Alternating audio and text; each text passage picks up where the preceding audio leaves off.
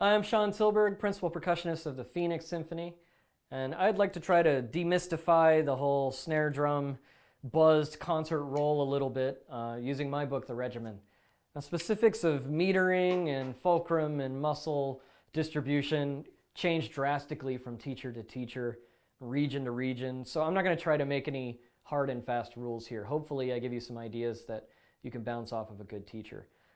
I do think we can establish a general foundation that will result in a consistent, dependable, and hopefully tension-free, or as close to it as we can come, snare drum roll. So with that in mind, I am going to talk briefly about technique, and that is just to warn against something I see pretty frequently when we first start trying to roll.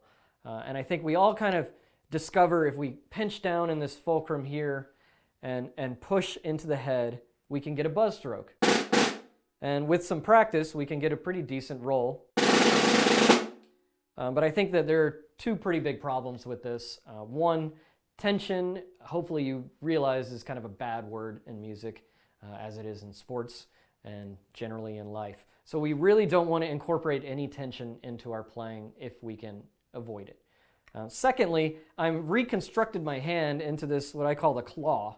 And now I have one of two bad options. Either I learn to play everything out of this, so when I transition into rolls, I'm already set up for it. And that includes like single strokes, ornaments, and all of those things, which is going to make my life very difficult because I can't use my fingers. Or I'm going to get really good at shifting back and forth, which to me just adds a lot of unnecessary coordination. So I'd rather be able to achieve a buzz stroke with my normal hand setup. Now, how do we do that?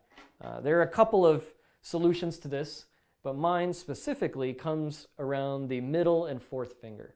So if we get back to talking about this fulcrum point, if I clamp down like we talked about, I can stop the pivot.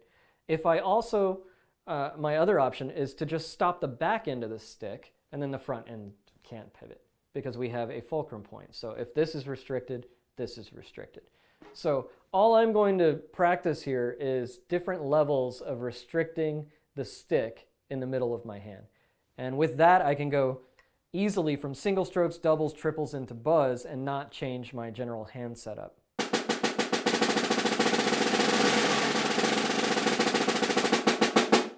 And all that is a little bit of practice over a few weeks, and that'll become second nature, and then you won't be thinking about it. Okay, so let's get into some specifics of the roll. Using these graphs I've included in the regimen, it's actually much simpler than it might first appear. So at its most basic, the softer I roll, the slower I'm going to move between hands, and the longer I'm going to leave the beat of the stick on the head. So I'm going for a lengthy buzzed stroke or a brush stroke. I'm not compressing into the head too much, so it's not that, but I'm going for length and I'm moving slowly from hand to hand. Like that. Now, the louder I get, the faster I'm going to move between hands, but the less time I'm going to spend on the head. So at my loudest, I'm down to a triple stroke. So I might turn my snares off to hear this. So I'm getting dig-a-dit, dig-a-dit. But I'm moving between my hands much faster. So that's it at its most basic. And of course, there's all sorts of variations in between those two things. My tempo suggestions, I intentionally left very broad. So for our softest, you're going to fall somewhere between 16th notes at 96 to 104.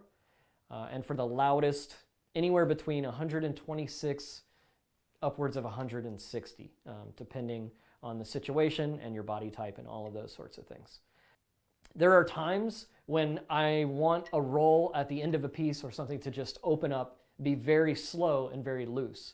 And other times I want that driving 160. So maybe I want this, and sometimes, and I think we want the flexibility to have all of these options.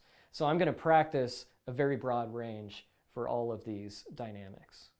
Okay, now that we have a basic concept of the length and the tempo of our buzz strokes, we need to find a way to make that consistent. I think this is actually very easy, just takes some time. I have some exercises that go after this directly in the regimen, but we all know some sort of 8 on a hand exercise. something like that. We just take that exercise, plug in our buzz strokes, and apply it at the different tempo for each dynamic we want. So if I'm going to do my softest roll, again between 96 and 104, and a long, nice buzz stroke.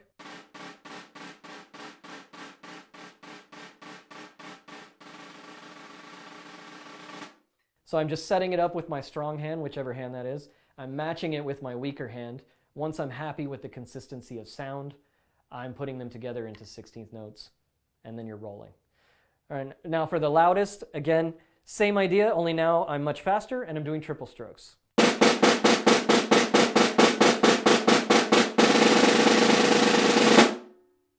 Easy as that.